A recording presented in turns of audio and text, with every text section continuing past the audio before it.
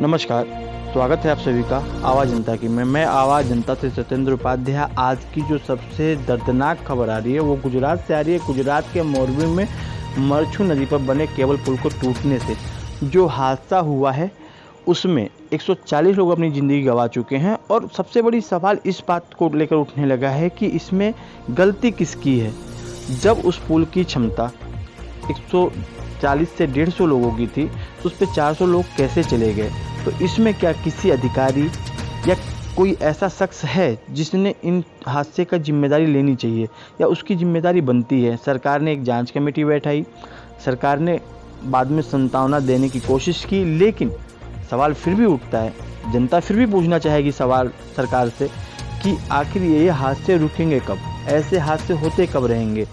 इन हादसों को रोकने के लिए सरकार क्या करती है? क्योंकि कई बार होता है, घटनाएं घट जाती हैं, उसके बाद नेता आते हैं और अपनी प्रतिक्रिया देते हैं, सांत्वना देते हैं, परिवार को सहानुभूति देते हैं और चले जाते हैं। लेकिन सवाल फिर भी वही होता है कि आखिर ऐसी घटनाओं से हम सीख क्या लेते हैं? सरकारें सीख क्या लेती हैं?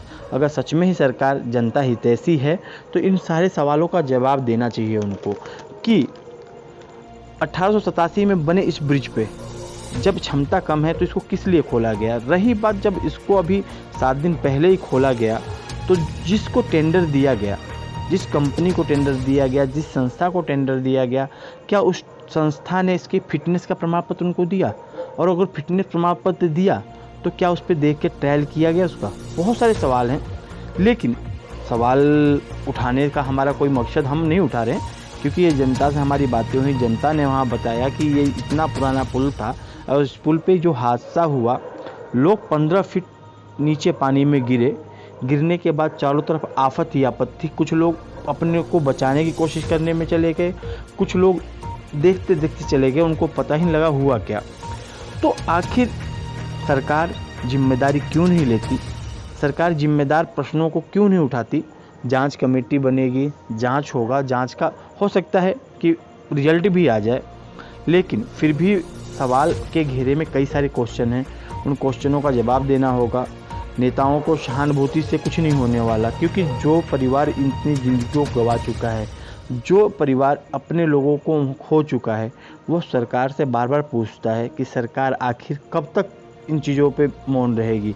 कब तक ऐसे हादसे होते रहेंगे? कब तक हम अपनों को खोते रहेंगे?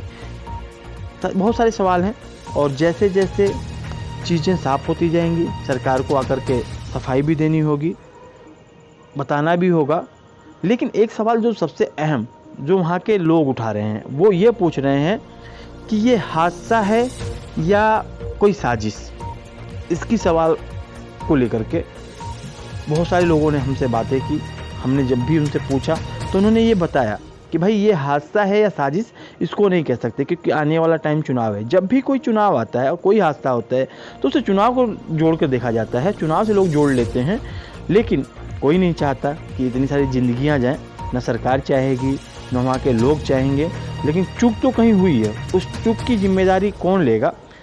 ये सरकार को निर्णय लेना होगा, वहाँ पे इस निष्पक्ष जांच करानी होगी और इतने सारे लोगों के जो गुनाहगार हैं उनको सामने लाना होगा। ऐसे ही न्यूज़ के लिए, अपडेट के लिए, देखने के लिए देखते रहिए आवाज़ जनता से।